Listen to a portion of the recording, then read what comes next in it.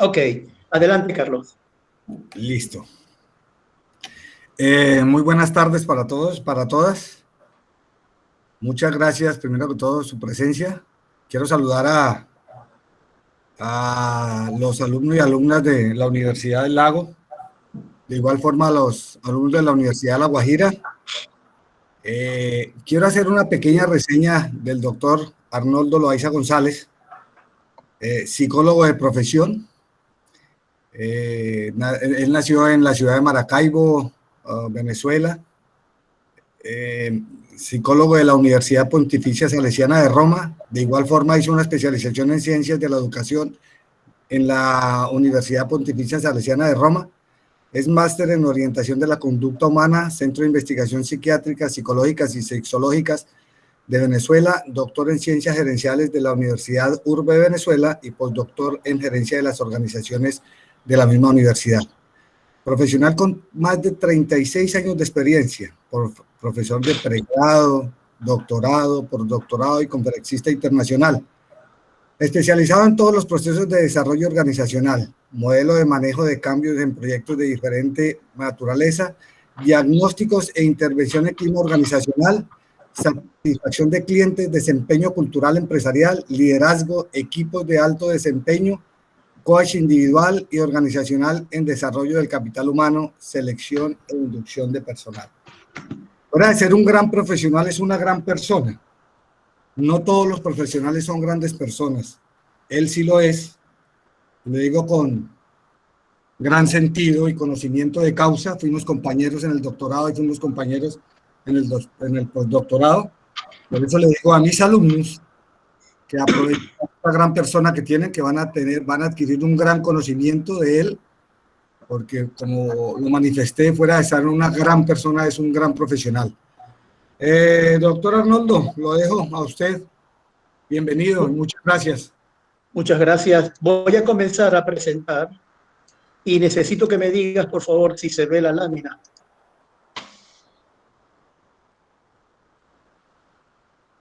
Sí, señor. Sí se ven. ¿Te observa? ¿Sí se ve la lámina? Sí, señor, sí se ven, tranquilamente. Bien. ¿Te ve mi PPT, Carlos? Sí, Ok, sí se ven. ok, entonces muchas gracias, pues. Ok, fíjense, hoy tenemos una situación muy particular porque tenemos a dos grupos de estudiantes. Por un lado, estudiantes de la carrera de psicología de la Universidad de los Lagos en Puerto Montt, son mis estudiantes, y por otro lado tenemos a otro grupo de estudiantes del doctor Carlos Pedraza, quienes trabajan con lo que es el curso de negocios internacionales, 2. Y él me pidió para que hiciéramos esta clase en conjunto y que eligiéramos un tema que nos interesara a todos y a todas. Y tiene que ver con lo que es la personalidad del consultor según el análisis transaccional. Eh, para, para los estudiantes de psicología, esto les va a caer como anillo al dedo, en el sentido de que vamos a hablar de algunos conceptos psicológicos de una corriente joven llamada el análisis transaccional, y para las alumnas y los alumnos de la Universidad de La Guajira, no se asusten porque esto es una introducción. Vamos a hacer solamente una panorámica porque nos vamos a encontrar solamente durante 50 minutos que me comentó el profesor Carlos, y que más adelante nosotros podemos seguir profundizando. ¿Okay? Vamos a decir que hay muchas teorías psicológicas que estudian la personalidad, y como el psicoanálisis, las teorías clásicas de las escuelas clásicas, el conductismo, el neoconductismo, el humanismo. Y vamos a decir que el análisis transaccional creció en el siglo pasado y no se opone para nada a ninguna de las otras teorías, simplemente es una manera nueva y una manera diferente de enfocar la personalidad. Y más que ahora, ustedes ponerse en un plano de ver en tercera persona a lo que yo refiero acá como contenido, a tus clientes, a tus consultados, yo te invito a que veas más, que mires en un espejo, a ti misma, a ti mismo, para ver qué tanto esto sirve como piedra de toque para que tú evoluciones en tu proceso de consultoría. Porque tanto los estudiantes de psicología como los estudiantes de negocios internacionales en algún momento tendrán que ir a negociar y por supuesto todo el mundo tiene una personalidad. Por allí vulgarmente dicen, no, es que él o ella no tiene personalidad, no. Lo que querrán decir es referirse a otros elementos, pero todos tenemos una personalidad. Todas las personas tenemos una personalidad. Vamos a decir entonces, quiero mostrarle esta primera lámina, nosotros las personas nos parecemos mucho a un iceberg. Un iceberg tiene una parte que se ve, vamos a llamarle la conciencia, una parte que al ser humano, por analogía, esa es la conciencia del ser humano. Un iceberg tiene una parte profunda, ¿okay? Y en la estructura psíquica del ser humano le vamos a llamar el inconsciente.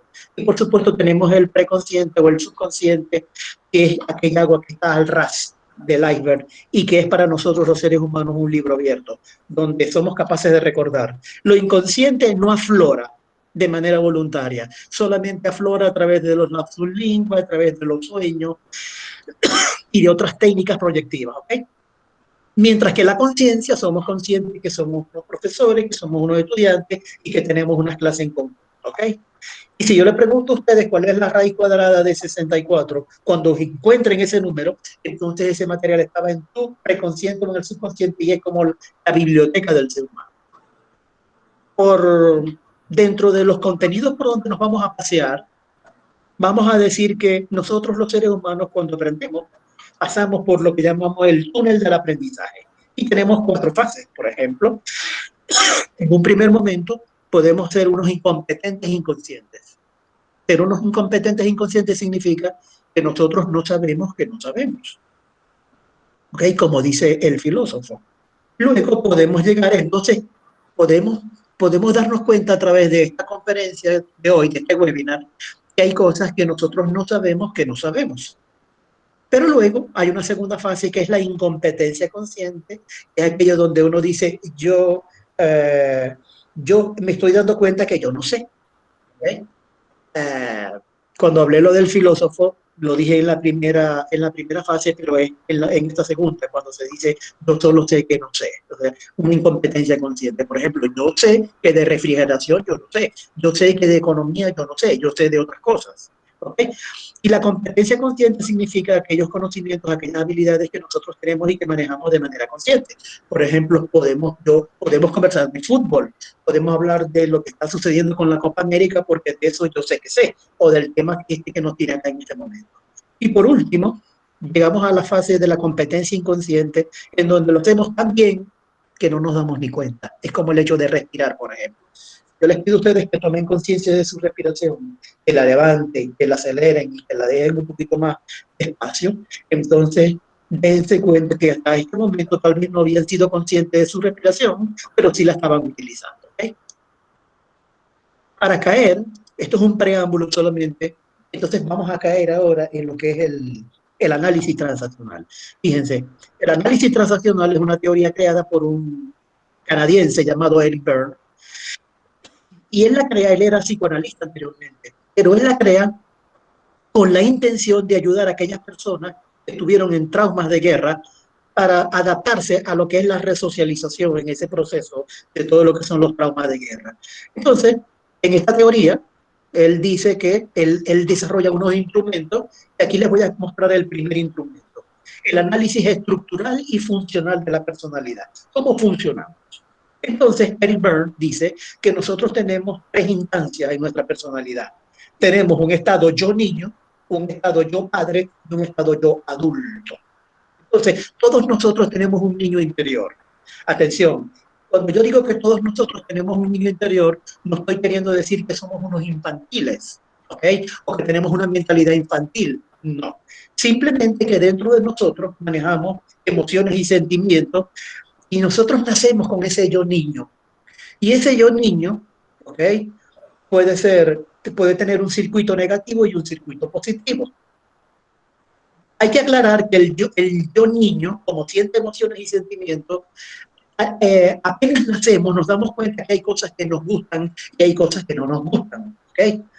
Por ejemplo, si un niño está mojado, él llora porque eso no le gusta. ¿Ok? Y si un niño es amamantado, él está con placer porque a él le gusta, le cambian los pañales, por ejemplo.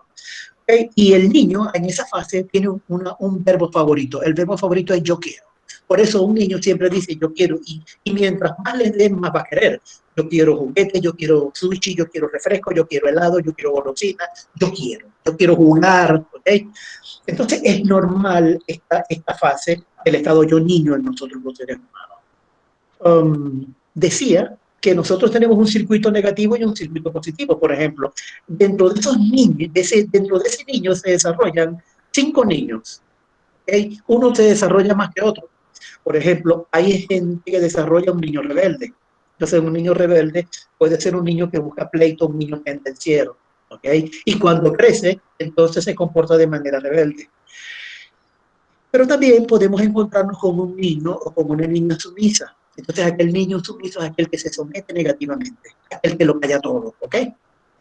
En la parte positiva podemos tener un niño libre natural, que es el niño que brinca, el niño que corre, el niño que come helado, el niño que trepa en el árbol, el niño que juega la pelota, es la niña que va en la bicicleta. A eso le vamos a llamar un niño libre natural, que es espontánea, ¿ok? Y también es probable también que desarrollemos un niño adaptado positivo, que es el niño que se adapta positivamente. Por ejemplo, respetar los turnos. Ahora yo me comí una chupeta, yo me quisiera comer otra chupeta, pero ahora no voy a comer otra chupeta, ¿ok? Como le decía yo a mis hijos, por ejemplo, ¿no? Estábamos jugando fútbol, pasaba el heladero, yo les compraba un helado a cada uno. Y al rato pasaba otro carrito y mis hijos me decían, yo quiero esto. Y yo les decía, no, papá tiene dinero para comprar esto, pero ahora no te lo voy a comprar porque te acabas de comer un helado hace 5 minutos. Entonces, niño adaptado positivo. Y también todos podemos desarrollar el pequeño profesor. El pequeño profesor es aquella chispa de genialidad que los niños tienen. Por ejemplo, la chica que en Ámsterdam, Ana Frank, se salva de los nazis, se salva porque saca a su pequeño profesor. ¿Okay? Saca a su pequeño profesor para crear un escondite y esconderse de los nazis para que no la atraparan. ¿Okay? El pequeño profesor es la parte creativa. Entonces, vamos a congelar allí que todos nosotros tenemos ese niño. Y ese niño es intrínseco con nosotros. No tenemos que hacer ningún esfuerzo. No hay que ir a ninguna escuela para aprender. Pero apenas entonces comenzamos a gatear y a desplazarnos en casa, nuestros padres comienzan a imponernos normas, valores, religión, tradición, ¿ok? Y allí es donde nosotros comenzamos a incorporar el estado yo padre, ¿ok? Entonces, no toque, caca, no toque, te quema, váyase para allá, cepíllese los dientes, cómaselo todo, así con imperativa, ¿ok? Entonces, así se forma nuestro estado yo padre. Y hay algo muy importante. Cuando nos preguntan, bueno, cuando un niño está gateando por la casa y va a tocar los tomas corrientes, entonces no vale decirle a un niño que está gateando, mira, después de la energía atómica, la energía eléctrica que es invisible y te puede hacer daño porque hay voltaje de 2 planetas, no lo va a entender. Pero sí va a entender una palmadita en la pierna, vaya para allá. Entonces incorporamos nuestro estado yo padre y ese estado yo padre puede tener un circuito negativo o un circuito positivo, dependiendo del estilo de crianza de mi padre. Entonces tenemos un padre crítico que es aquel que vive criticando a otros. Tú no sirves, eso no va a poder, no lo vas a lograr. Y tenemos un padre nutritivo negativo que es aquel padre que es la alcahueta, que es aquel padre que nos tapa, ¿ok? Pero también podemos tener un padre crítico positivo que es aquel que me salva, como por ejemplo que yo le diga a mi hijo, cuidado, ten cuidado, cuando salgas con la bicicleta, tienes que mirar a la derecha y a la izquierda, ten cuidado que ahí viene un carro, no toques allí porque te puedes quemar. Ese es el padre crítico positivo. Hay un padre nutritivo negativo, positivo, perdón, que es aquel que me nutre positivamente. Por ejemplo, si yo le digo a mi papá que yo discutí con mi polola, con mi novia, entonces mi papá me enrollará en los brazos y me dice, debe ser muy duro para ti estar viviendo esto. Sí, papá, me duele demasiado. Entonces, ahí tenemos el estado yo padre. Y luego comenzamos, el estado yo padre tiene que ver con normas, tradición. Por ejemplo, si usted pertenece a la religión católica, entonces tiene el código de los mandamientos, no matar, no robar, no desear la mujer del prójimo, entre otras cosas. Si usted pertenece a la religión musulmana, entonces enseñarán a dar limosna porque el musulmán da limosna porque el pecado no da limosna. Así dependiendo de qué tipo de religión o la tradición, por ejemplo. De tradición en tradición, si de pronto la chica está planchando y va para la nevera y, y va a abrir la nevera y su mamá le dice no abra la nevera porque se le voltea la cara para atrás. Entonces la hija le pregunta a la nieta, pero ¿por qué tú dices que se le va a voltear la cara para atrás? Bueno, porque la señora de la esquina que vende cosas fue a abrir, estaba planchando y fue a abrir la nevera y le dio un pasco y se le volteó la cara para atrás. Entonces, de tradición en tradición también la cultura se pasa una serie de información que a lo mejor funcionó en aquel momento. ¿Okay? El padre tiene dos palabritas. Por ejemplo, con el padre podemos evaluar lo bueno o lo malo. Por ejemplo, si yo le digo a mi hijo así, cepíllate, por favor. Mi hijo tiene 2, 3 años, cepíllate. Y mi hijo me dice, ¿y por qué? Y yo le digo, porque si no te cepillas, porque es bueno cepillarte. Si no te cepillas, te caen los dientes. Entonces, es bueno cepillarte. No tienes mal aliento, es bueno. O yo me quiero llevar esta pelota para mi casa porque me llevaron a jugar a casa de un amigo y yo tengo 2, 3 años y me quiero llevar la pelota. No, ¿por qué no te la vas a llevar? Porque es malo llevarse la pelota de otro. Usted esa pelota no se la lleva. Entonces, los padres nos enseñan mucho lo bueno y lo malo y tienen un verbo favorito y el verbo es yo debo o yo no debo. ¿Okay? Como dije anteriormente, el yo padre se incorpora sin protestar. Posteriormente comenzamos a ir al colegio y por primera vez, entonces en la escuela me comienzan a dar información lógica.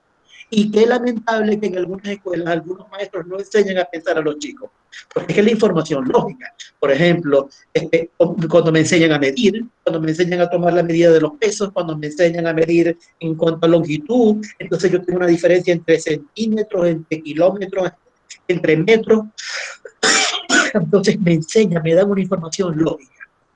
Nosotros todos tenemos una computadora cerebral. El cerebro es una computadora, es un disco duro. Y ese disco duro hay que alimentarlo, hay que programarlo para que entonces él pueda resolver allá a futuro. Como en este momento nosotros le estamos metiendo información a nuestro disco duro. En el el adulto maneja dos palabras. ¿Me conviene o no me conviene? Por ejemplo, si yo voy a tomar esta decisión, ¿me conviene o no me conviene? ¿Ok?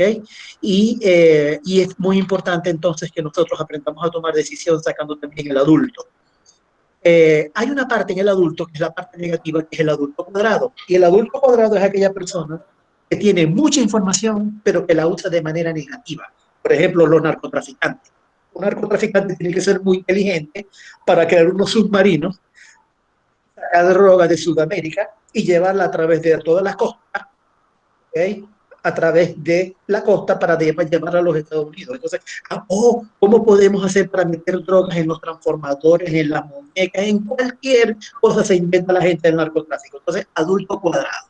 Entonces, repito, el adulto cuadrado es aquella persona que usa y que tiene mucha información, pero la usa de manera ilícita. Por ejemplo, un estudiante que copia y pega o que se copia del trabajo de otra persona, un estudiante de doctorado que copia una tesis y la plagia, evidentemente estamos delante de un adulto cuadrado. Entonces, cada uno de nosotros, créeme, cada uno de nosotros funciona con un padre, con un adulto y con un niño. Solo que hay gente por allí que tiene muchos niños. Entonces, es decir, que siempre quiere hacer lo que quiere. Entonces, pero no siempre podemos hacer lo que quiere. Hay gente por allí que al niño lo relega, al padre lo relega y tiene mucho padre. Entonces, siempre hace lo que debe. Yo debo. Entonces, por ejemplo, yo conozco una chica que en 3 oportunidades pospuso la boda.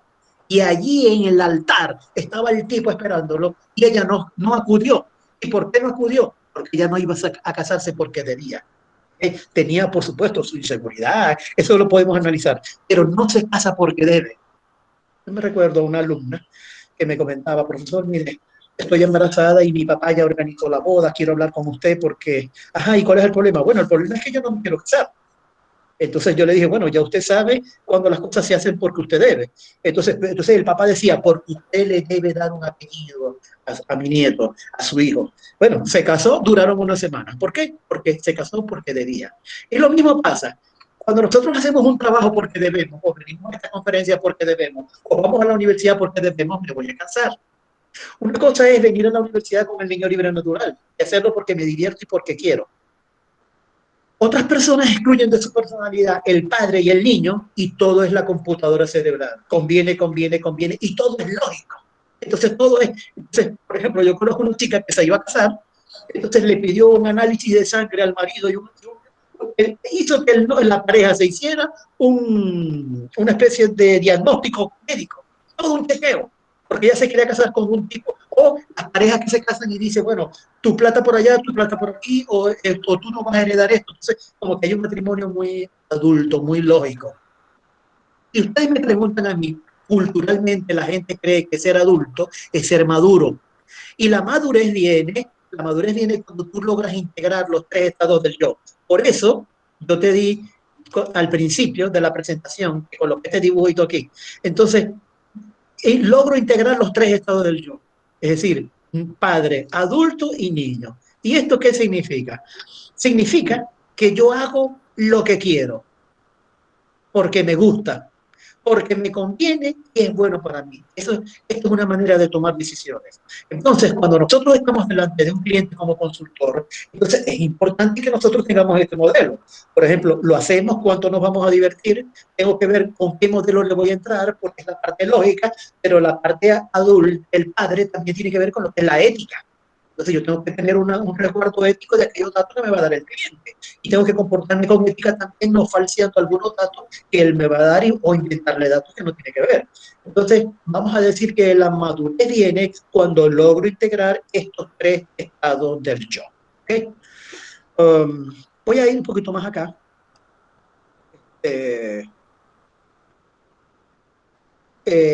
Allí tenemos el estado yo niño y decimos que cuando estamos en el yo niño, no es que nosotros estamos haciendo una escena ni estamos representando unos roles. No, nos estamos comportando como el niño que una vez fuimos.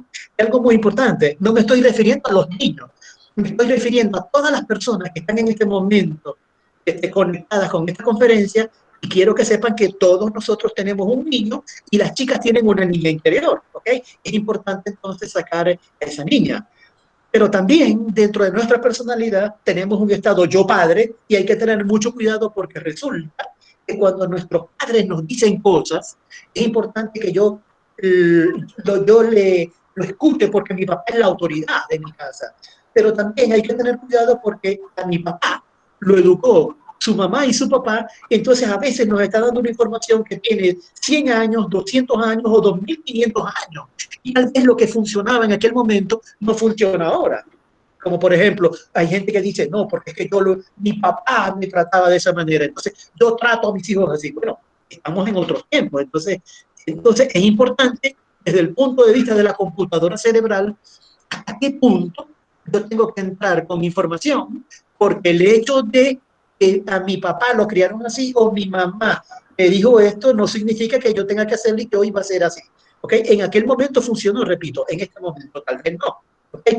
Entonces, ahí les muestro el primer instrumento que tiene que ver con lo que es el análisis estructural de la personalidad, el análisis funcional. Se llama el análisis estructural porque estamos estructurados como un padre, un adulto y un niño.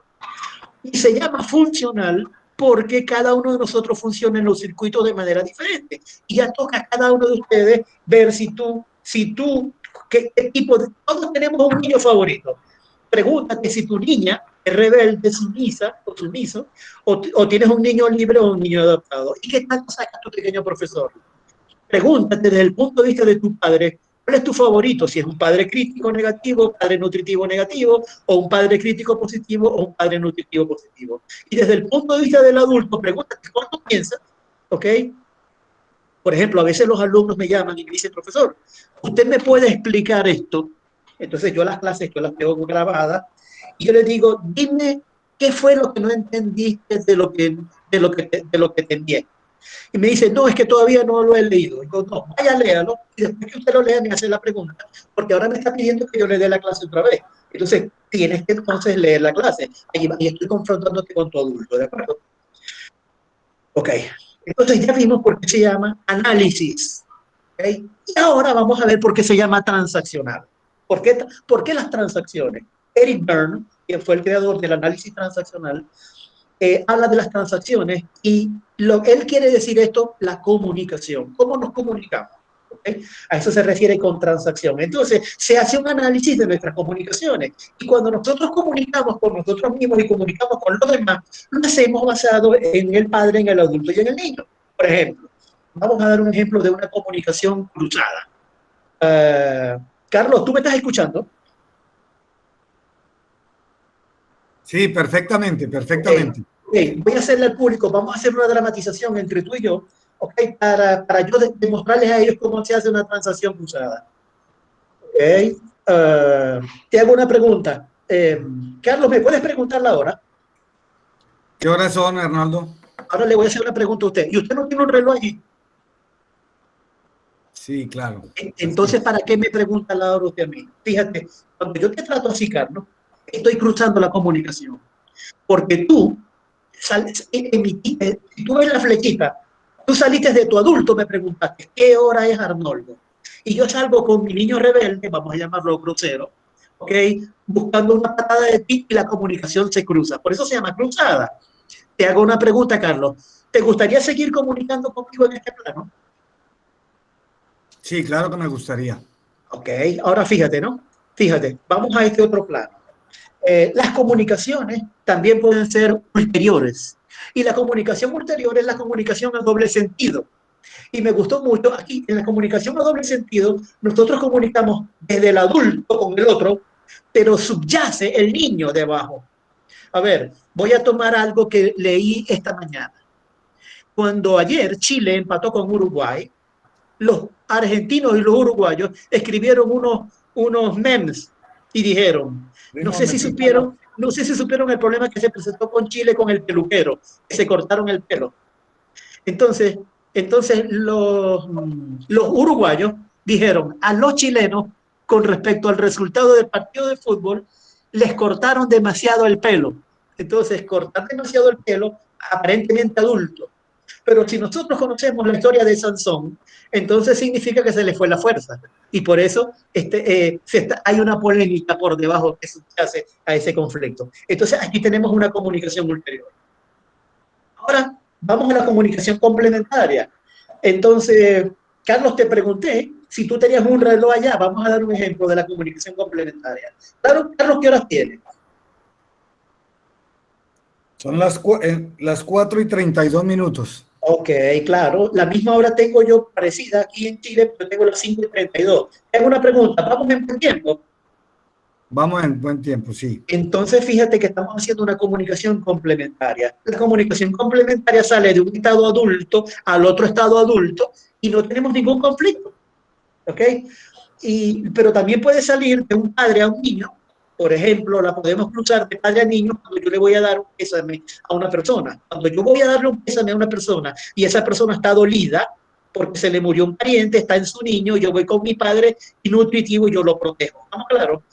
Pero también, si yo les digo a ustedes que vamos a, ¿qué les parece si al salir de aquí nos tomamos algo, comemos una pizza? Estamos hablando de niño a niño.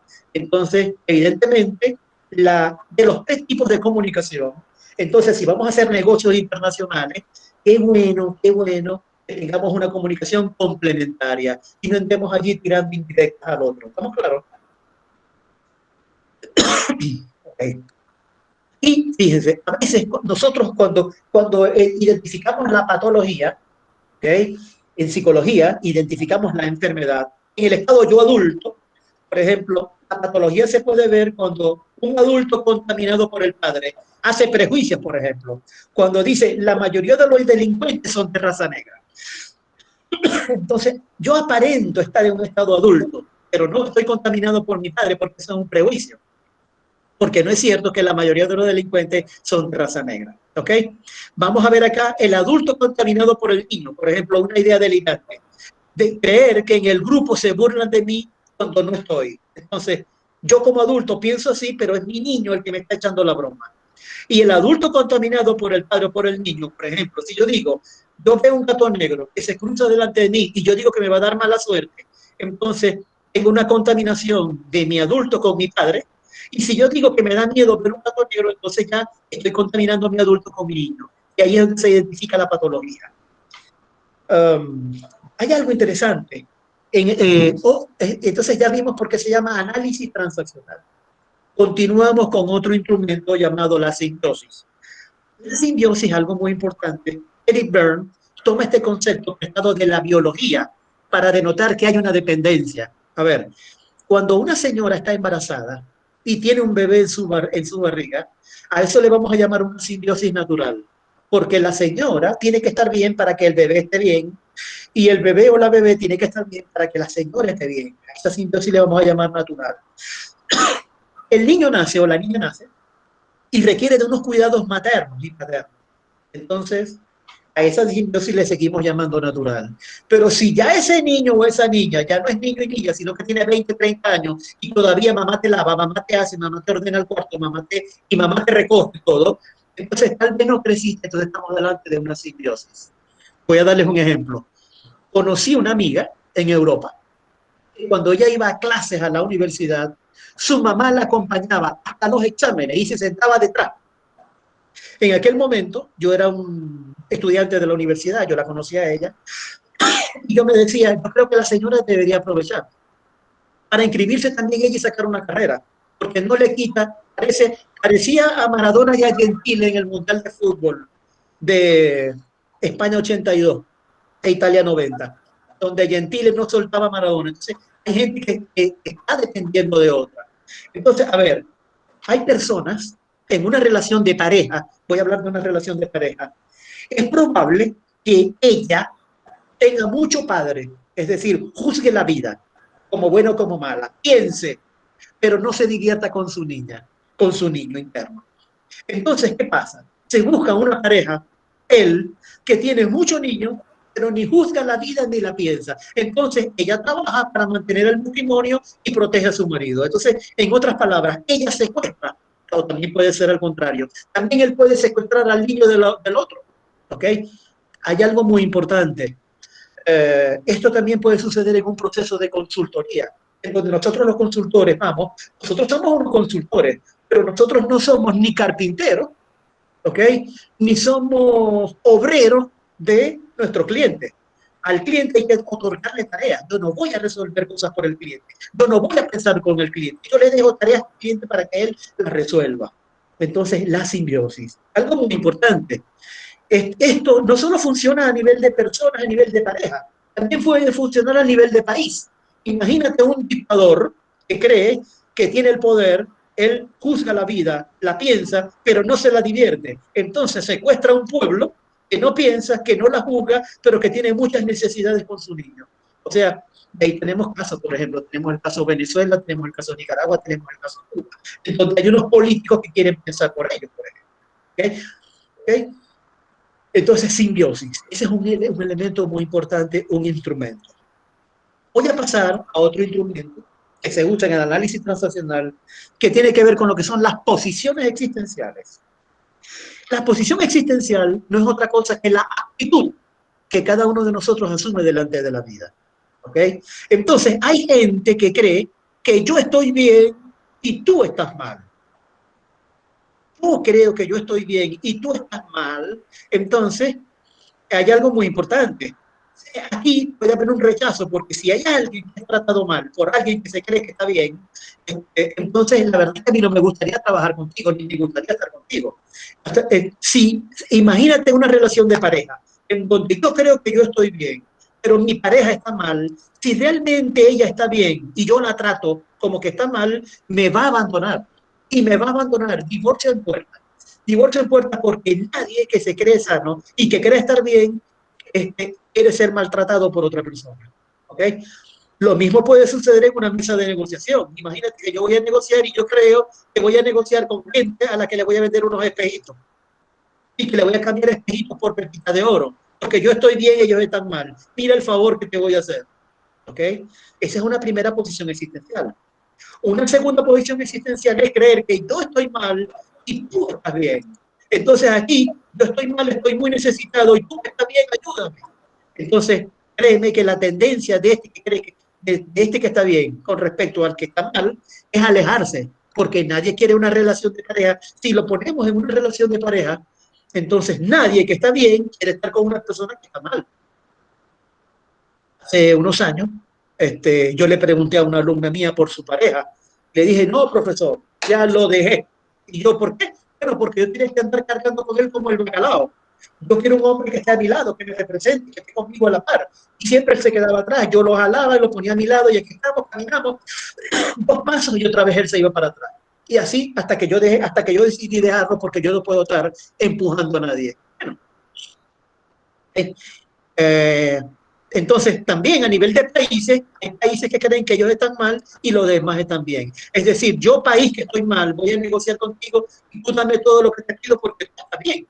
Como por ejemplo, un pobre país con un pobre país, no, unos pobres gobernantes que le piden a los Estados Unidos que le regalen la vacuna, siendo un país petrolero. Entonces, yo estoy mal. Hay que estar muy mal para andar por el mundo investigando vacunas, por ejemplo. Yo estoy mal, pero está bien. La tercera posición existencial es creer que yo estoy mal y tú estás mal. Entonces, imagínate una pareja que grita constantemente, que se humilla, que se agrede. Yo estoy mal, tú estás mal. Imagínate un profesor y un alumno que constantemente viven, yo estoy mal, tú estás mal. Imagínate en una mesa de negociación imagínate una negociación sindical o quien está con estudios internacionales, yo voy a negociar, pero es todo un conflicto, ¿ok? ¿Ok? O sea, imagínate, voy a dar este ejemplo, Israel-Palestina, Arafat-Shamin, por ejemplo, yo estoy mal, tú estás mal. ¿Ok? Y la idea es, igual pasa en el proceso de consultoría, la idea es cómo yo me relaciono contigo de manera que yo estoy bien y tú estás bien. Si yo estoy bien y tú estás bien, entonces podemos negociar y podemos trascender en nuestra negociación. Y podemos sentarnos en la mesa, ¿ok? Porque nos vamos a respetar, partiendo de que yo estoy bien y tú estás bien. Esas son las posiciones existenciales. Y repito, cada uno de nosotros tiene una favorita. Tienes una favorita con tu pareja, tienes una favorita con tu grupo de trabajo, tienes una favorita con tu profesor, tienes una favorita con la vida, ¿ok? Lo importante es que cada quien se mire en el espejo y vea cuál es su posición favorita. ¿Ok? Pasando página, otro instrumento, el análisis transaccional. Tengo que aclarar que esta corriente psicológica tiene que ver mucho con lo que es la psicología positiva. ¿Okay? Y créanme que todos nosotros nacimos para ser princesas, las chicas, y los varones nacimos para ser príncipes. Pero hay gente que le encanta comportarse como rana. No sé si se acuerdan la fábula de la rana, ¿okay? En donde la bruja convirtió al príncipe en rana. Entonces, hay culturas, hay lugares, hay nichos en donde hay gente que se especializa, profesores, alumnos, padres a hijos, gobernantes a pueblos, a querer convertir al otro en rana, supervisor a supervisado, gerente a trabajadores, a obreros. Entonces, gente que los convierte en rana prácticamente. Ahora, ¿qué pasó cuando cuando llegó la princesa, ¿no? ¿Qué pasó cuando llegó la princesa? Que la rana se le acercó y le dijo, mira, si tú me das un besito, se me puede quitar el hechizo. Entonces la rana besó, la princesa besó a la rana y lo convirtió en el príncipe. Por analogía, también funcionamos así cuando tenemos a un excelente supervisor, a un excelente profesor, a un excelente gerente, a unos excelentes padres, a un excelente líder en la comunidad que hace que todo el mundo se comporte como príncipe y como princesa. Ahora, las caricias, algo muy importante, cuando yo trabajo en el medio latinoamericano, sobre todo en el venezolano y el colombiano también es muy parecido, a veces hablar esto de caricias como que es muy débil y a la gerencia no le gusta. Yo lo trato más de reconocimiento, ¿okay? Porque pareciera que caricia es estar tocando o manoseando. En la cultura latinoamericana como que no se estila mucho esto del manoseo, ¿no? Entonces, porque se confunde. Pero caricia tiene que ver con caricias como concepto, no es otra cosa que una unidad de valoración a la otra persona. Yo te valoro. Entonces, las caricias pueden ser condicionales e incondicionales. Las caricias condicionales pueden ser negativas o positivas. Una caricia condicional es yo te pongo, a ver, yo no te dejo salir hoy del cuarto porque tú no hiciste la tarea. ¿Okay? Una caricia condicional, yo te bloqueo porque tú no estás haciendo un buen gobierno. Una caricia condicional, te hago un bloqueo económico. Pero las caricias pueden ser también condicionales positivas. Entonces, si tú haces la tarea, entonces yo podría dejarte sacar la bicicleta. Y las caricias también pueden ser incondicionales, solo que estamos acostumbrados a recibirlas de manera condicional. Pero yo me acuerdo que cuando yo hago los talleres con mis alumnos, vamos por las calles y llevamos en la mano flores, llevamos chocolates, llevamos caramelos. Y a la gente que nos encontramos, le obsequiamos eso. Entonces nos encontramos con gente, por ejemplo, en los semáforos, que cuando nos acercamos se pasa la luz verde porque tiene miedo y dice que allá en la esquina hay unos locos que están ahí ofreciendo unos caramelos y unas flores, ¿ok? Y que además, no sé, parecen medio raros, medio extraños. Yo me he montado con alumnos, con unos cuernos, nos hemos montado en los autobuses en Maracaibo para darle caricias positivas a la gente. Hemos ido por la universidad, a la biblioteca, hemos acariciado a los alumnos que están en la cancha jugando, hemos entrado a los salones, hemos ido a los vigilantes, y al decano, al rector, y algunos nos ven como raros cuando hacemos estos ejercicios, porque, o sea, pero ¿por qué? A ver, ¿por qué? ¿Por qué tú me estás diciendo no? ¿Por qué me dices que, por qué me agradeces? ¿Por qué estoy bello? ¿Por qué me dices que soy simpático? ¿Por qué tú me estás diciendo que yo soy importante? La caricia incondicional. Entonces, repito, estamos muy acostumbrados en nuestra cultura a dar caricias condicionales y no incondicionales. Entonces, tenemos que prepararnos para esto. Las caricias pueden ser verbales, ¿ok? Podemos acariciar con la boca. Y yo puedo acariciar con la boca cuando yo descalifico a alguien. Pero también, si yo expreso una valoración y yo digo qué simpática eres, o qué simpático eres, o qué buen trabajo el que tú hiciste, entonces estoy dando una caricia verbal. Las caricias también pueden ser no verbales, es decir, que yo puedo acariciar también con mi mirada, con mi gesto, ¿ok? Golpear a una persona es una caricia no verbal negativa. Si ustedes vieron el gesto que hizo cuando terminó el partido Ospina con Fariñez, el portero venezolano, hay una caricia no verbal, verbal y no verbal, porque le pasó la mano. ¿Okay? Mientras que las caricias plásticas son aquellas caricias que son como que medio estereotipadas y no se sienten.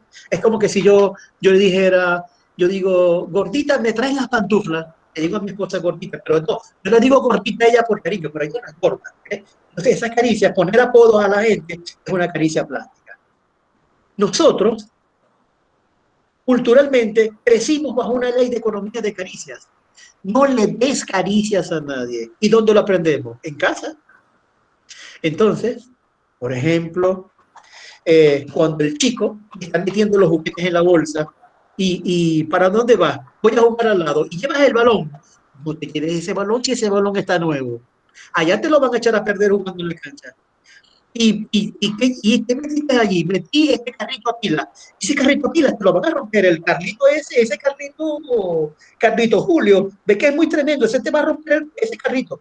Entonces, clic, clic, clic. Cuando yo doy estos mensajes, entonces el niño aprende a que es muy malo dar. Y sabes una cosa, cuando llego al colegio, me piden los apuntes prestados, no le deja a nadie. Y cuando me caso, ¿okay? No comparto el amor con mi pareja porque no le deja a nadie. ¿Okay? Entonces, ley de economía, no le des caricias a nadie. Pero también crecimos con el no le pidas caricias a nadie. Entonces resulta que mi papá salen a hacer un picnic, yo que tengo 4 años, me salgo del grupo mientras mi papá comienza a montar el asado y hay una señora por allá que tiene unos sándwiches y yo comienzo a mirarla porque tengo 2, 3 años. Y como decir, en mi país decimos, comienzo a velar aquello y la señora me dice, ¿tienes uno? Yo, claro que sí. Y yo me agarro mi sándwich, cuando yo llego con mi sándwich a casa, allí, mi papá me pregunta, delante de los amigos, ¿y quién le dio ese sándwich a usted? Entonces yo de una vez aprendo, no le pidas a nadie. Además, ¿sabes una cosa? ¿Quién sabe qué hábitos higiénicos tendrá esa familia? Te puede dar cólera. Entonces, no le pidas a nadie. Entonces, voy al colegio por primera vez, necesito un trabajo. Entonces, mandan a hacer grupos de 4 y yo no me integro a ninguno porque no le pido a nadie integrarme al grupo. Hay una tarea que asignaron, entonces yo no pido, no fui a esa clase y yo no pido la tarea a nadie porque no le pido a nadie. Y me caso y soy infeliz con mi pareja porque no le pido que me toque por aquí, que me acarre por allá, que me pique por aquí, que me sobe por acá, que me dé besitos acá. Entonces, no le pidas a nadie. Y por último, no recibas caricias de nadie. Entonces, también lo aprendemos en casa. Entonces, la chica adolescente llega y está con su mamá y le dice, mira, y a ver, ¿y ese anillo? Ah, este anillo me lo regaló un amiguito. ¿Qué amiguito? Audi. ¿Quién es Audi? Él trabaja con, él estudia conmigo. yo creo que mejor, y él te regaló este anillo, pero llega el papá, a ver, ¿qué pasa? No, que Eudil, el que estudia con ella, le regaló un anillo, pero este anillo es de oro, mejor se lo devuelve porque nadie da nada si no es a cambio. Entonces allí, no, clic, graba, no recibas de nadie. Entonces cuando la gente necesita ayuda, a veces se nos están cayendo las cosas en el supermercado, y alguien dice, le ayudo, no, no, no, gracias, gracias, no recibas de nadie. ¿Eh? No recibas caricias. Y por supuesto, es importante que nosotros nos procuremos un banco de caricias. Es importante que nos procuremos un banco de caricias porque así como nosotros tenemos ahorros en el banco, entonces es importante que en algún momento, si algo no salió bien, como por ejemplo, en una oportunidad mi supervisor me dijo, Arnoldo, este informe le falta esto, esto, esto y esto. Y yo, tienes toda la razón. Me lo llevo a mi oficina y cuando lo arreglo, dame media hora. Pero yo no me fui a mi oficina ni a llorar, ni a echarme a morir. Porque yo tengo un banco de caricias y tengo suficiente autoestima como para decirme, mi jefe me acaba de hacer un reclamo justo, no presté atención a esto y esto, le voy a arreglar y ya. ¿Okay? Entonces tengo un banco de caricias, es decir, que yo tengo unos ahorros capitalizados en mis emociones positivas para restregármelos en mí mismo, en mi estructura psicológica, para no sentirme mal. Por supuesto, hay gente que a veces filtra la caricia. Cuando, por ejemplo, te dicen, qué lindo pullover que tiene. No, pero es de mi hermano. Está filtrando la caricia. Qué buena exposición. Bueno, pero como, claro que me va a quedar bien si yo estoy en mi tarea. Está filtrando la caricia. ¿Ok? Entonces, bueno, entonces, ¿qué pasa? ¿Hasta qué punto nosotros, cuando estamos en una negociación con otro, como consultores, qué tanto nosotros acariciamos a nuestro consultor? ¿Qué tanto le demostramos? ¿Qué tanto le valoramos? Sobre todo, hay que valorarle porque son nuestros clientes. ¿Ok? ¿Ok? Me voy con otro instrumento que se llama la estructuración del tiempo. ¿Ok? Fíjense, el ser humano inventó el tiempo y se lo inventó en presente, pasado y futuro. ¿Okay? Hay gente que estructura su tiempo en soledad. Es decir, pregúntate si tú te la mantienes solo o sola. Y no está mal estar solo o sola. Porque un día te puedes invitar a ti sola o solo a comer una pizza. Te puedes invitar al cine solo o sola. Pero pregúntate si siempre cuando van a hacer trabajo quieres hacerlo solo porque prefieres la soledad. Entonces, indica que algo puede haber, y ese es tu modo de vida favorito. Hay gente que estructura su tiempo con rituales. Por ejemplo, imagínate, voy a los alumnos y a las alumnas, un ritual, repetir siempre lo mismo sin ton ni son. Por ejemplo, el alumno o la alumna que se sienta siempre en el mismo pupitre y además se enoja cuando otros se llegan y se sientan. ¿Te acuerdas, Carlos? ¿Te acuerdas, Nair? Cuando nos sentábamos en nuestras clases del doctorado, siempre la gente se sentaba en el mismo lugar. ¿Okay? Los de Colombia acá, allá el otro grupo, y por acá el otro grupo y otro grupo. Entonces, pareciera que puesto fijo, rituales, y todos los sábados a la misa, y decirle a la viejita, buenas tardes, rituales.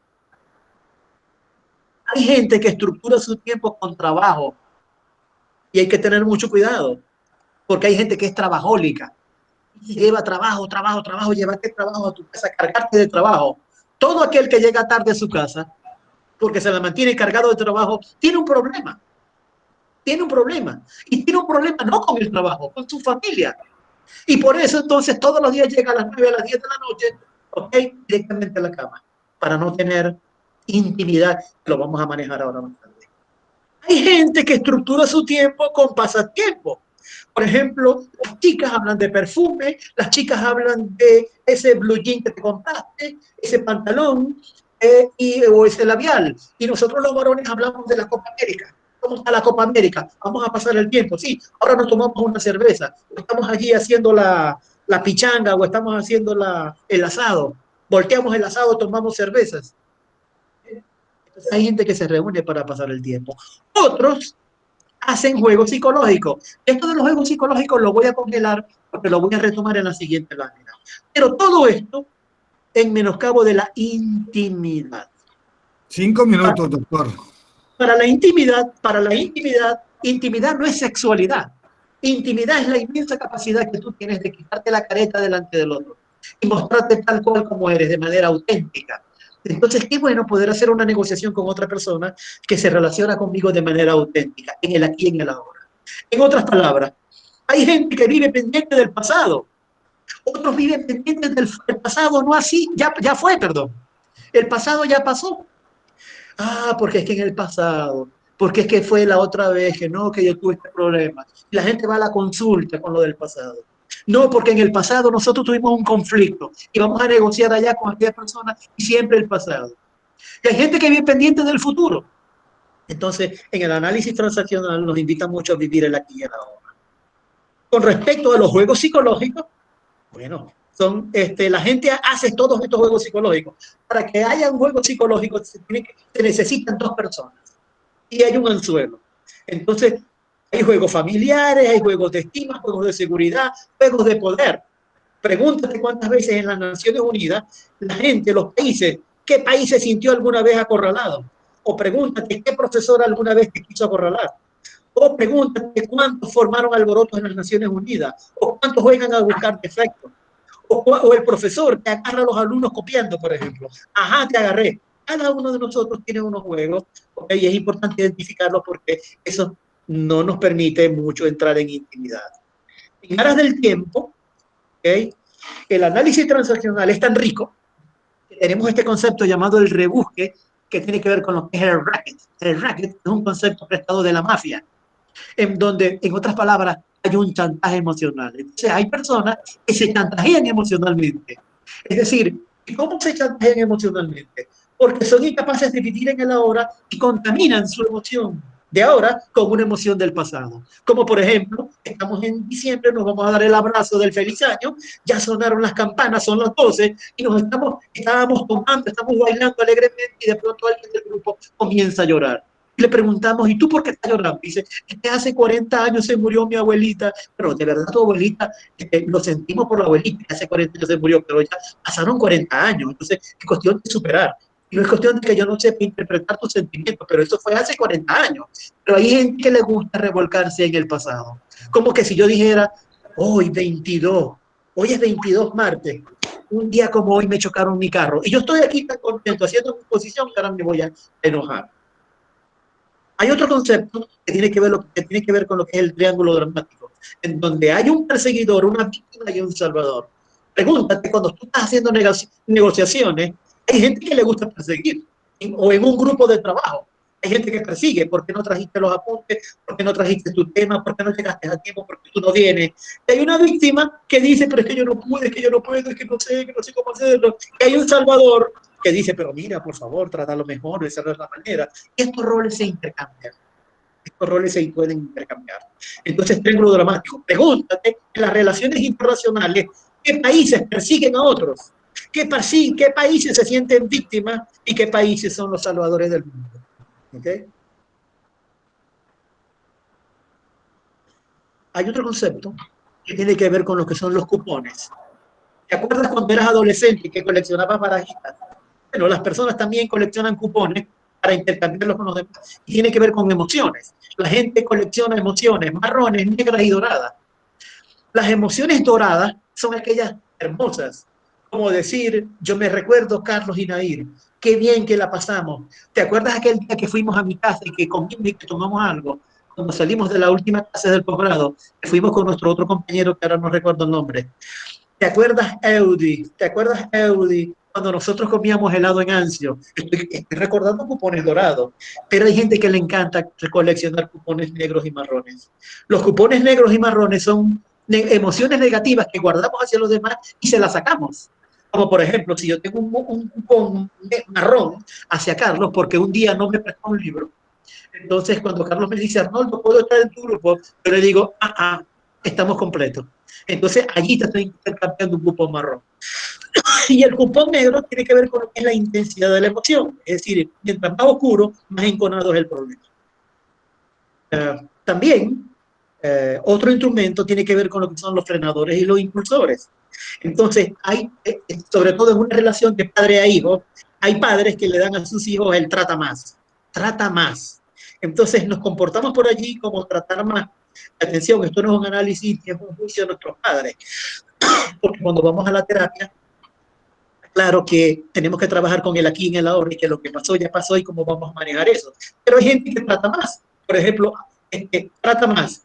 Imagínate, hay personas que pueden tener un accidente porque trabajaron toda la noche de guardia y le pidieron que quedara a trabajar todo el día, entonces tiene un accidente porque quiso tratar más.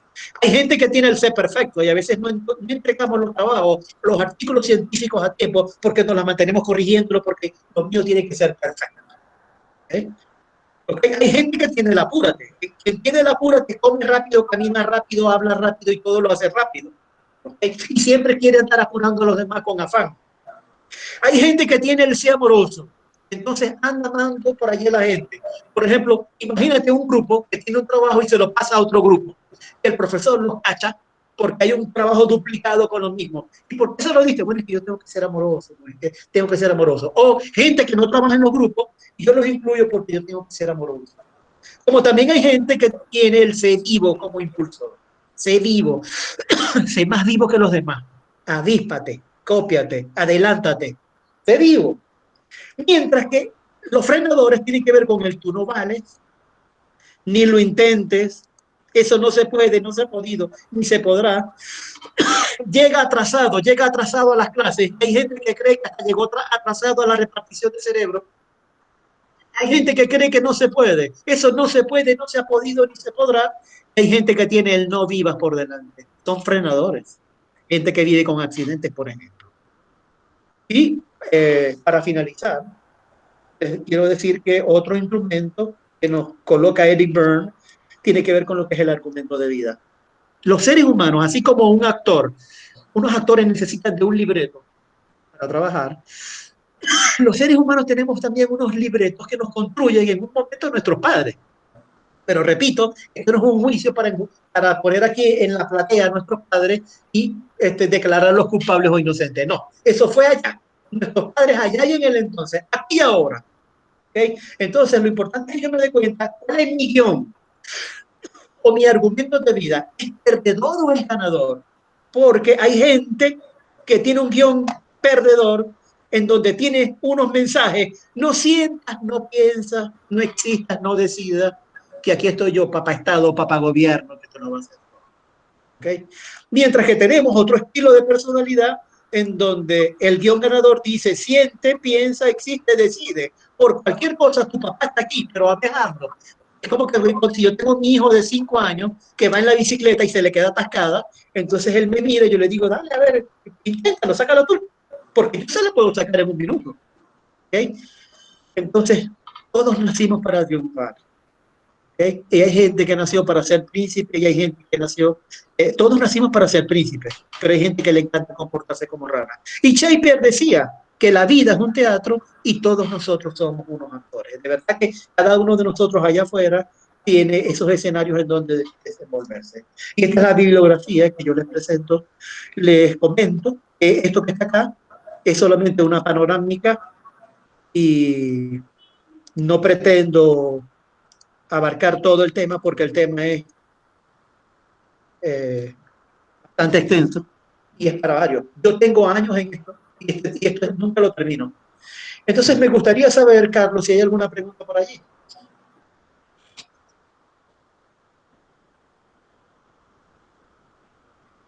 Bueno, Arnoldo, excelente, excelente.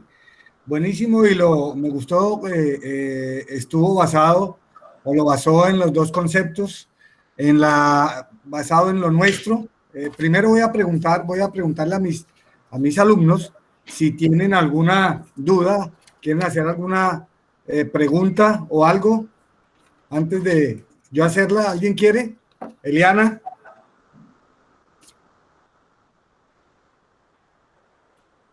¿No? No hay nadie, creo.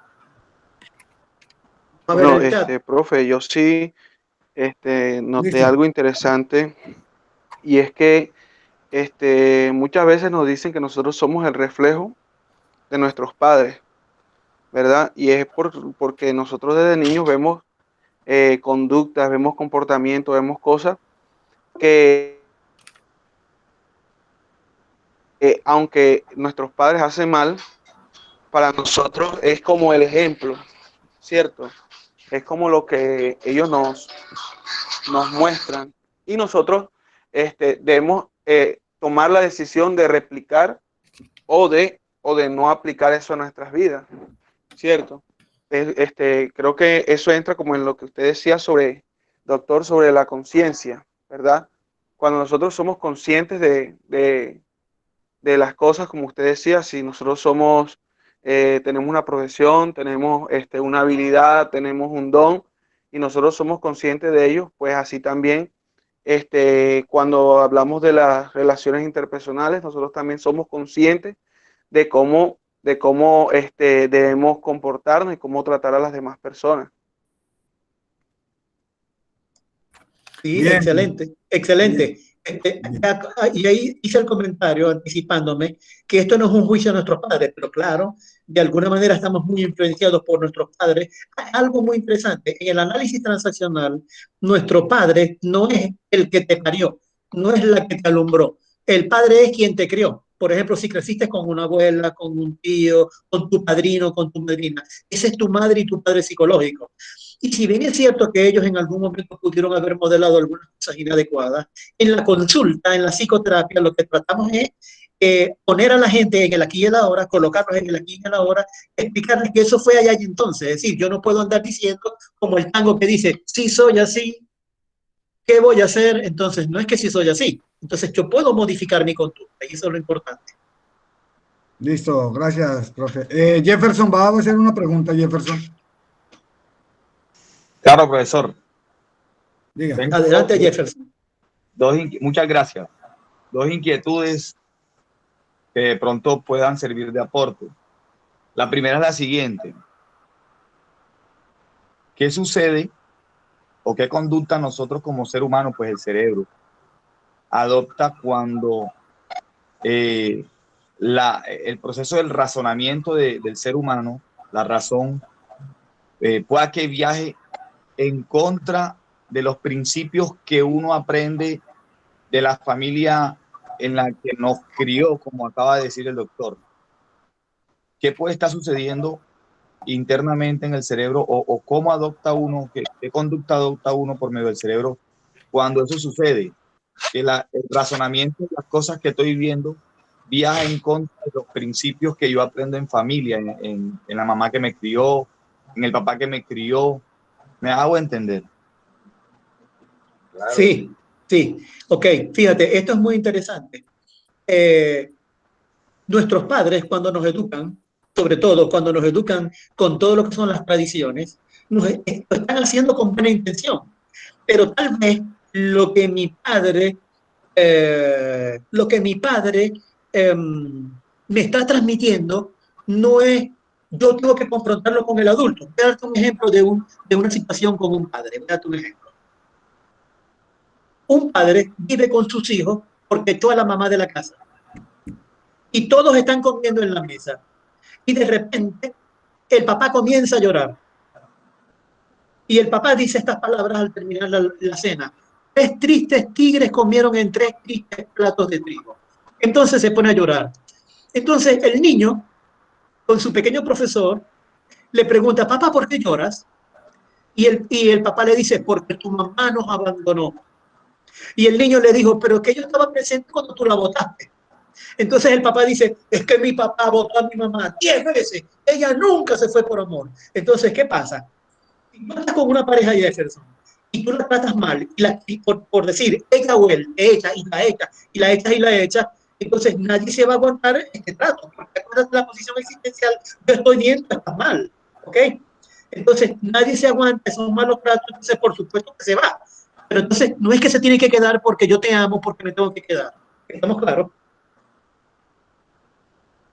Para responderte a tu pregunta. Entonces, pero sí es bueno cuestionarnos con el adulto, con la computadora cerebral, con la información que manejamos.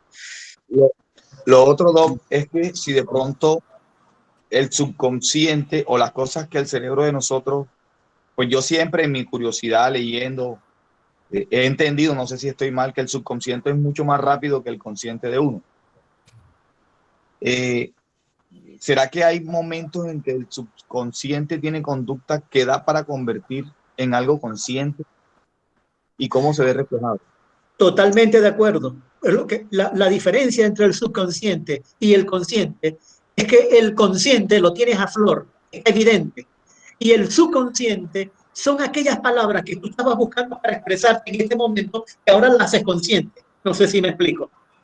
¿De acuerdo? Señor, claro, gracias. Fíjense, ok, aquí Eliana dice, Eliana Andrea Radillo, gracias Eliana, dice, ¿cómo se podría tratar a una persona que está constantemente con el apúrate?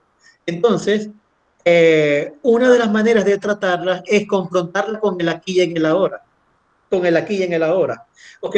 Se puede trabajar con temas de relajación y hay una relajación, yo recomendaría la pasiva, y la relajación pasiva es más escuchar música, música relajante, música suave, música compasada, música zen, que esa te va a ayudar. Inclusive, también las personas que están al lado de él la van a ayudar. Por ejemplo, hay gente que tiene apúrate, que llega a una consulta y comienza a tamborilear las manos o comienza a mover los pies como si tuviese una máquina de coser mecánica. Y las personas que están a su alrededor están tranquilas, están relajadas y de alguna manera ayudan a compasar a esa persona. Por supuesto, no es una intención, pero lo podemos hacer intencional. De manera que si tú tienes una pareja, por ejemplo, o unas amistades, o alguien en el grupo que tiene apúrate, tú lo puedes acompasar con tu estar tranquilo, como decía Napoleón, vístanme despacio que llevo prisa. Amigo, quisiera hacer un aporte. Por favor. Primero, grato recuerdo verte y escucharte, ¿no? Después de tantos años y haber compartido los estudios, ¿no? En Roma. El aporte que quiero hacer es el siguiente. En los últimos análisis de la filosofía hermenéutica, se llegó a la conclusión que, no es un error, es simplemente que siempre como bien decías tú hace rato cuando iniciaste, ¿no? Son los mensajes que se han venido trasladando de generación en generación y que se crean como costumbre, como hábitos, como estructuras mentales. Pero siempre se creyó que solo sé que no sé nada, cuando lo dijo Sócrates, significaba que él no lo sabía, pues.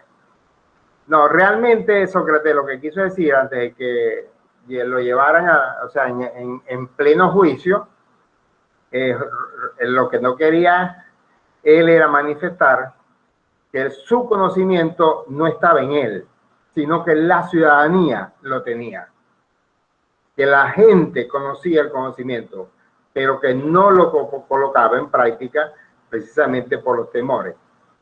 Entonces, de allí nace su famosa frase de solo sé que no sé nada, pero era para que en el momento de la Inquisición a él no se le obligara a decir una verdad que él no poseía. Él simplemente era porque como lo tildaban de que estaba asusando, de que estaba utilizando a la población para ir en contra, entonces pues él simplemente lo dijo, pues. Eso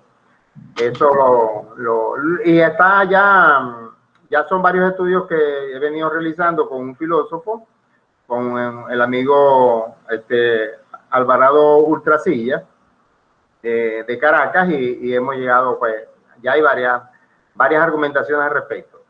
En segundo lugar, mira, ubicarte a ti en el análisis transaccional es ubicar toda la corriente psicológica. En todo lo que dijiste, ubicaste a toditas las personas en una corriente específica, donde entren igualito, sea la programación neural lingüística, sea a nivel del análisis transaccional, la psicología positiva, llámese la psicología cognitiva, que tiene también mucho que ver con todo ello. Pero me pareció fabuloso cuando hablaste de que el pan es precisamente la armonía del ser humano para consigo mismo. Compadre, se la comió. De verdad que esa etiqueta, esa síntesis del padre, el adulto y el niño, como le dicen normalmente el pan, ¿no? El pan de cada día, vendría diciendo.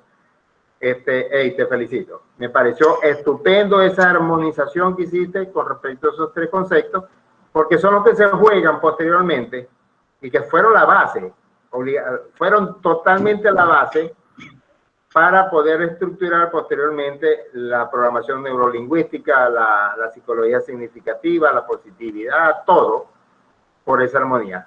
Mis sinceras complacencias, compadre.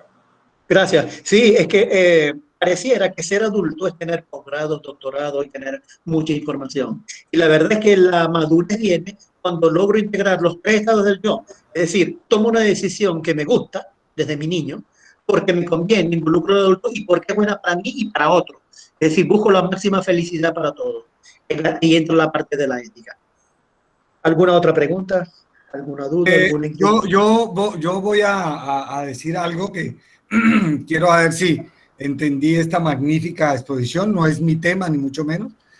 Lo que logré entender, Arnoldo, es que el análisis transaccional es lo que nos permite como comprender cómo funcionamos, cómo actuamos o cómo nos relacionamos para llegar a hacer lo que yo quiero, lo que me gusta y lo que es bueno para mí.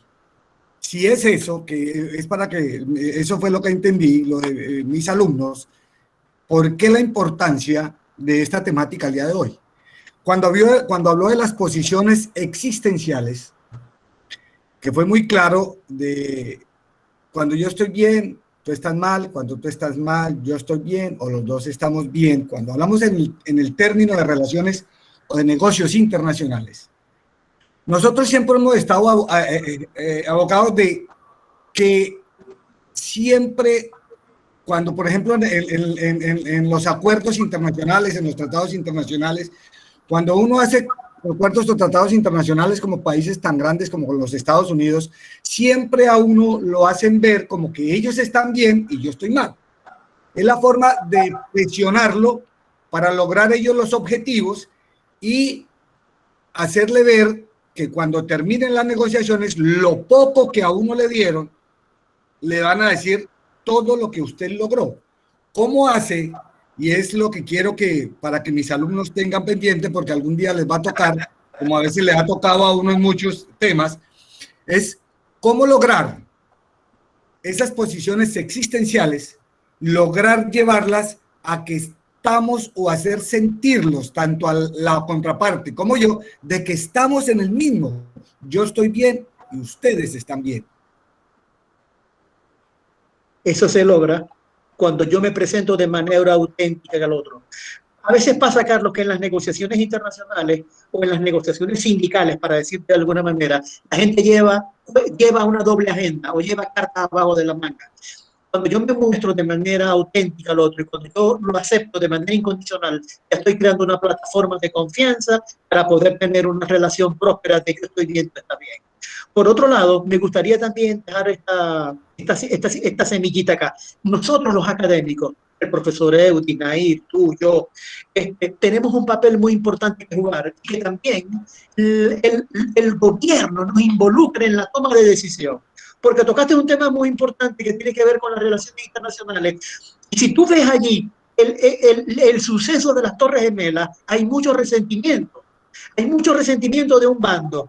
Y si tú ves, por ejemplo, la guerra de Vietnam, si tú ves la situación que se ha planteado con el conflicto árabe, ha sucedido que el gobierno de los Estados Unidos no ha involucrado a los académicos, a los catedráticos expertos en lo que es el mundo árabe, en el mundo asiático, para poder decir o no si vamos a la guerra de Vietnam, o para decir, o para ver cómo hacemos para manejar ciertos conflictos que se presentan allá en Palestina, por ejemplo, ¿no?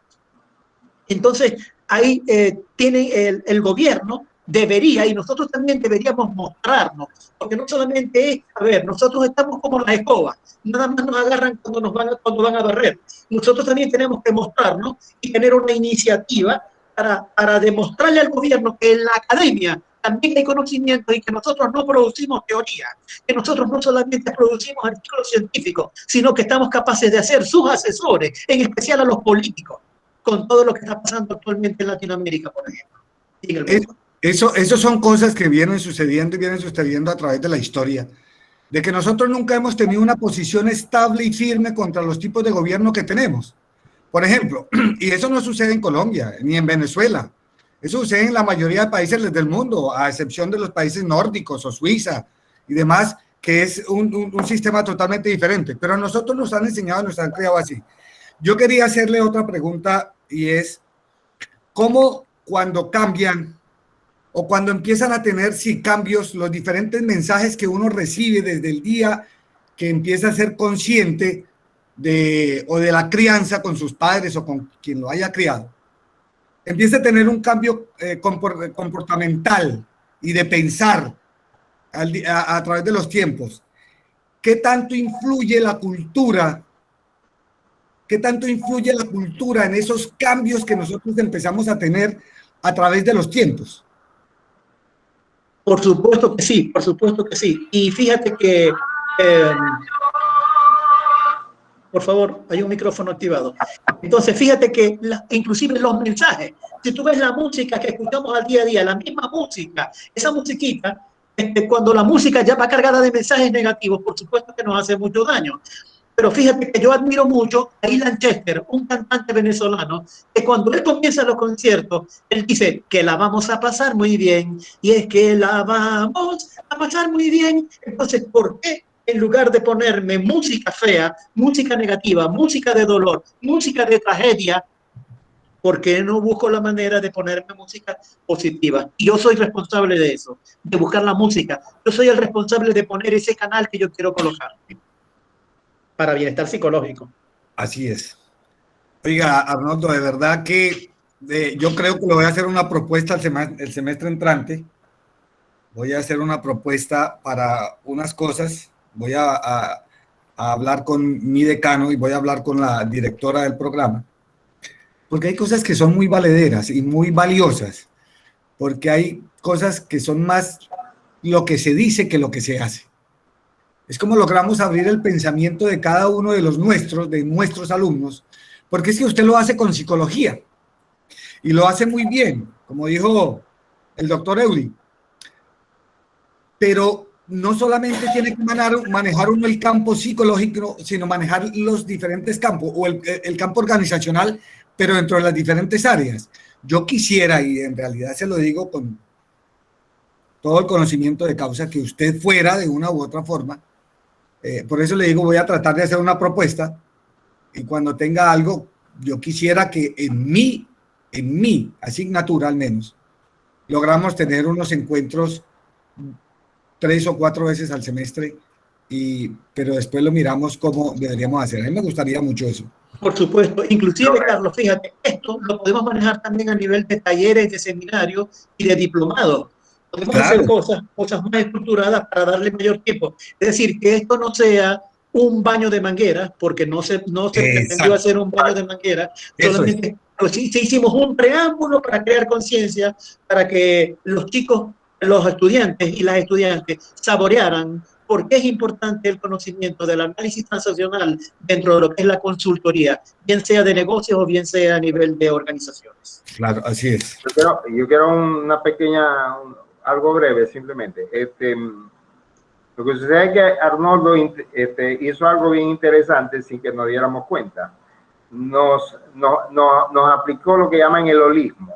Nos llevó a un punto de reflexión de cada uno, de ese estar bien, estoy regular o estoy mal, o viéndonos desde el punto de vista de mi padre, de mi niño, de mi adulto. Y en su discurso, en sus palabras, utilizó ciertos elementos que nos fue unificando para llegar a una integralidad. Ese concepto que usted manejó, profesor Carlos, un placer conocerlo, no lo conocía. Mi nombre es Eudy González Urdaneta. Y en esa, ahí hubo una simbiosis. Así es. Hubo una simbiosis muy bien, no planificada, pero sí que nació en su discurso, porque lo importante de cualquier facilitador, conferenciante, conferencista, como lo quieran llamar, es que él tiene que buscar que el resto que lo escucha no escuche solo para que le digan lo que es, sino para que entienda que él es el que tiene la respuesta de lo que le quieren decir.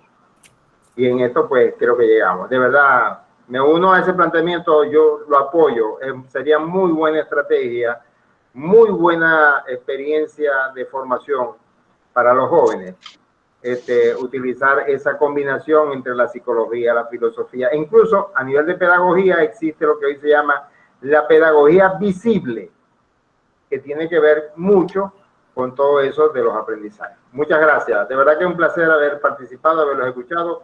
A la gente que dio alguna pregunta, interesante la pregunta que hizo el señor Jefferson, muy interesante.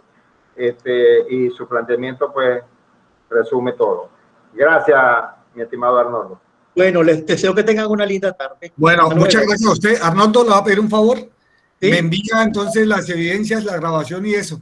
¿Oyó? ¿Cómo no? Me alegró saludarlo. Charlamos entonces más luego. Igualmente. Chao. Me encantó, doctor Edwin. Un gran placer. Igualmente.